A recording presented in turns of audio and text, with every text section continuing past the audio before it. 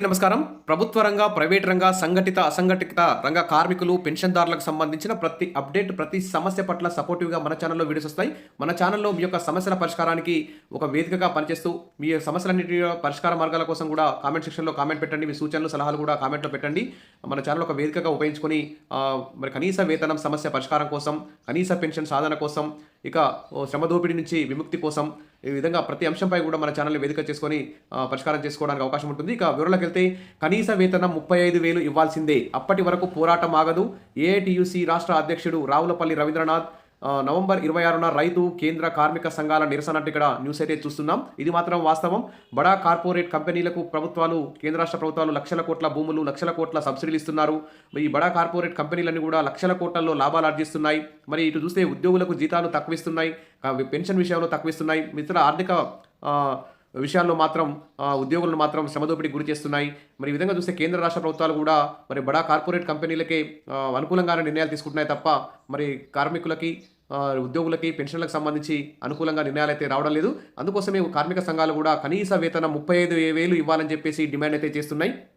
పెరుగుతున్న ప్రస్తుత నిత్యావసర ధరలకు అనుగుణంగా కనీస వేతనాలు 35,000 రాష్ట్ర ప్రభుత్వం అమలు చేయాలని, అమలు చేసే వరకు కార్మిక పోరాటం ఆగదని ఆంధ్రప్రదేశ్ ఏఐటీసీ రాష్ట్ర అధ్యక్షులు రావులపల్లి రవీంద్రనాథ్ హెచ్చరించారు.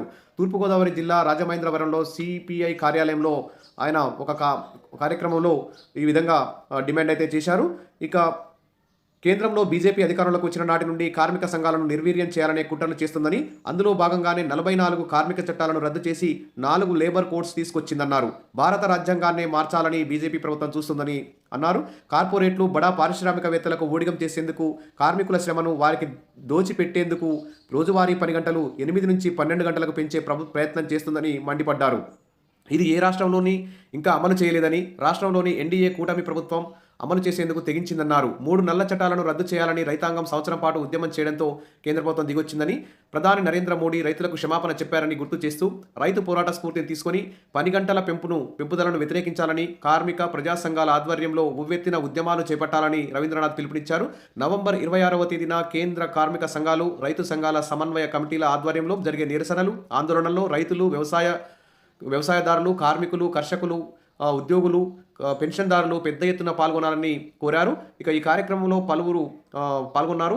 ఏఐటీసీ రాష్ట్ర కార్యదర్శి బివి కొండలరావు మాట్లాడుతూ 2026 నవంబర్లో బెంగళూరులో ఏఐటీసీ జాతీయ మహాసభలు జరగనున్నాయని, మార్చిలో రాష్ట్ర మహాసభలు జరగనున్నాయని తెలిపారు. ఈ మహాసభలకు ముందు జిల్లా మహాసభలు, తదితర సభలు అయితే జరుగుతాయి. కాబట్టి భారీ ఎత్తున ఈ కేంద్ర రాష్ట్ర ప్రభుత్వాల అవలంబిస్తున్నటువంటి కార్పొరేట్ కంపెనీలకి అనుకూలంగా తీసుకునే నిర్ణయాలపై వ్యతిరేకంగా పోరాటం చేయాలని చెప్పేసి, కనీస వేతనం 35,000 సాధించే వరకు పోరాటాలు ఆపేదే లేదని చెప్పి ఇక్కడ కీలక ప్రకటన అయితే చేశారు. ఇది వాస్తవం.